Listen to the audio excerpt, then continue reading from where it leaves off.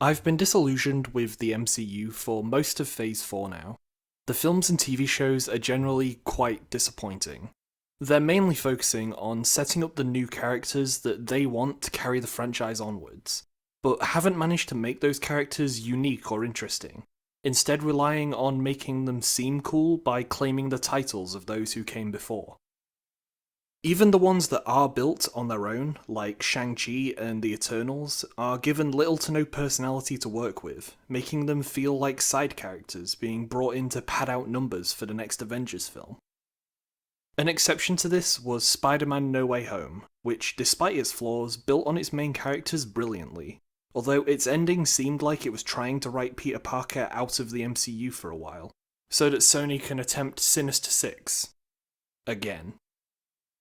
This leads us to Doctor Strange in the Multiverse of Madness, which many hoped would act as a turning point for the franchise. Strange himself was one of the more active and developed characters in the Infinity War films, and with Sam Raimi directing, it looked like this really could have been something special. And now that it's released, I have to say it was entirely average. Which, to be honest, compared to the rest of Phase 4, is pretty good.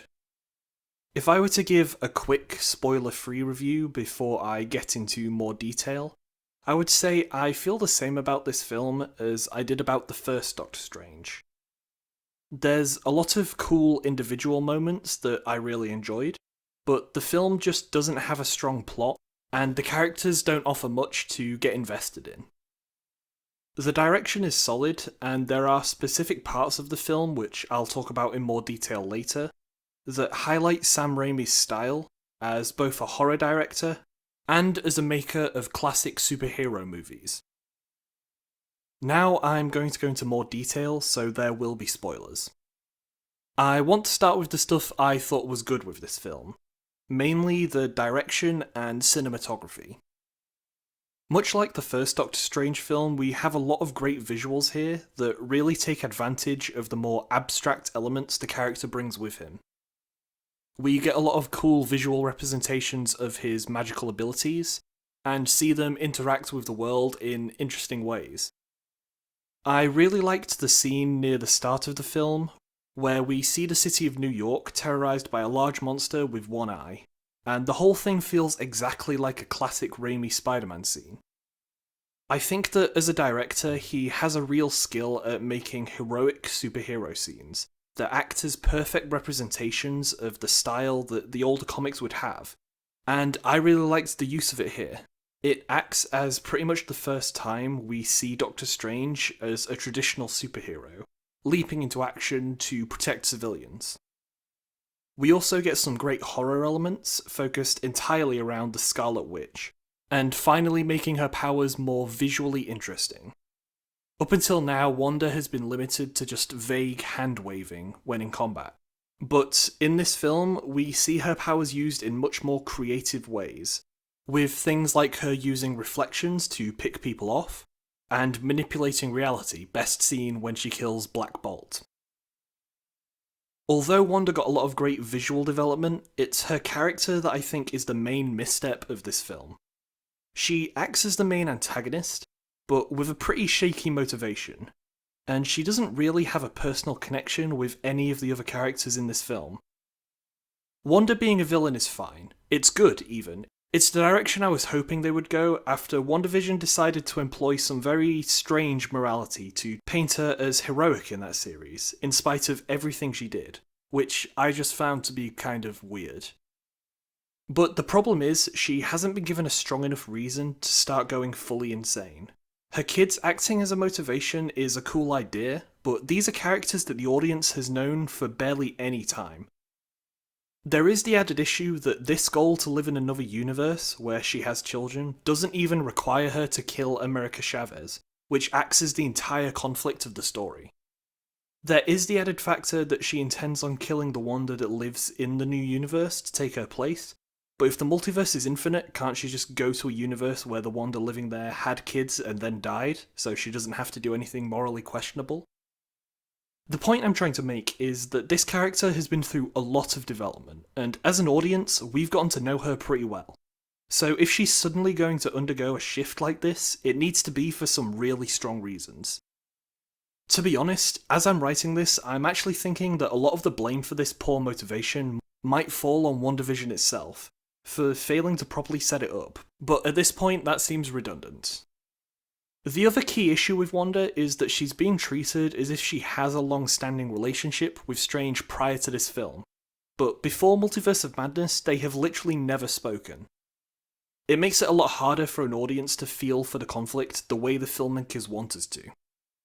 This isn't normally a problem for villains, but Wanda is a pre-established character that the audience already has a relationship with. To make a comparison to a previous Marvel film, we have Bucky and the Winter Soldier, except in that case we have an entire previous film building the relationship between Steve and Bucky, to get the audience invested. So when the relationship is fundamentally changed, we can experience those emotions with the characters. An even more powerful example would be in Civil War, where we see two characters that we've watched grow together find themselves fighting one another as their emotions get the better of them. Of course, none of this happens in Multiverse of Madness, because these characters barely know each other. One solution that came to mind when I was working on this video would have been to add in Hawkeye. He's the final remaining Avenger that had at least some sort of a relationship with Wanda, acting as a sort of mentor to her in the earlier films. It's not ideal, but I think that improves the situation, especially if they then had Wanda kill Clint, to really sell Wanda as a villain to the audience. I think that another big reason that Wanda's descent into villainy didn't leave much of an impact on me was its resolution.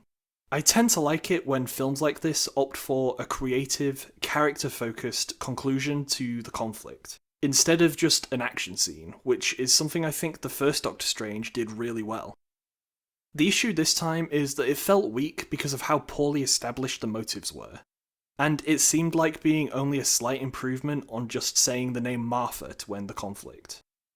Not only does this one act completely end Wanda's rampage, she then completely flips at the end, promptly destroying the powers she used and killing herself, which is just a really unsatisfying end for the character.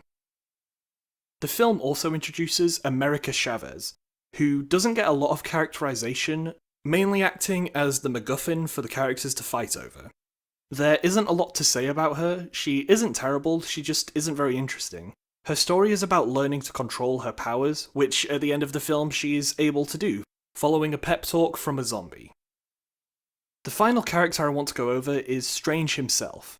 A lot of interesting ideas are brought up, like him dealing with the guilt of choosing to sacrifice half the universe in order to stop Thanos. There's also this concept of him questioning whether being a sorcerer and a superhero is even really making him happy. But the issue with both is that they are barely addressed. There is a bit of continuation of some sort of character work when he meets the alternate Dr. Palmer, and there's a little bit when they take a brief detour to the memory shop, which sounds ridiculous, but I promise that is a thing that happens. The main character arc that is pushed for him is this idea that he feels he has to be the one to make the tough choices in the name of protecting humanity. And by the end of the film, I think we're supposed to feel like he's moved past that, but I didn't really get that impression. The main other aspect I want to talk about is the second act. We see Strange and Chavez enter a new dimension where we're introduced to some alternate versions of characters, and the members of the Illuminati. There's no denying that seeing John Krasinski as Mr. Fantastic is amazing, and the deaths of most of these characters are very cool, but the problem is none of it means anything, which is the inherent issue with the multiverse. Nothing matters anymore because every time anything happens, we can just go to a world where it didn't. Reed Richards dying here isn't going to stop them from bringing the Fantastic Four into the MCU, and if they do end up doing that, then this death is going to feel even more pointless. I think this issue is best illustrated with Professor X, who is killed in a very visually cool way, because despite the fact we have seen this character in all the X-Men films, we know it's not permanent. This is the third time we've seen him die. This could have been nothing more than a fun second act, taking advantage of a variety of characters for some cool death scenes. But I feel like if that was going to be the case, we should have gotten more than just one dimension with some minor alterations on characters we already know. It feels like for a film called Multiverse of Madness, they didn't really take advantage of the endless possibilities that this setting brings. Overall, I enjoyed watching this film. It fits nicely as a mid to low tier Marvel movie, but it's really nothing special. There's a lot of potential, but it isn't really capitalised on, and I don't feel like this film has cured my Marvel fatigue.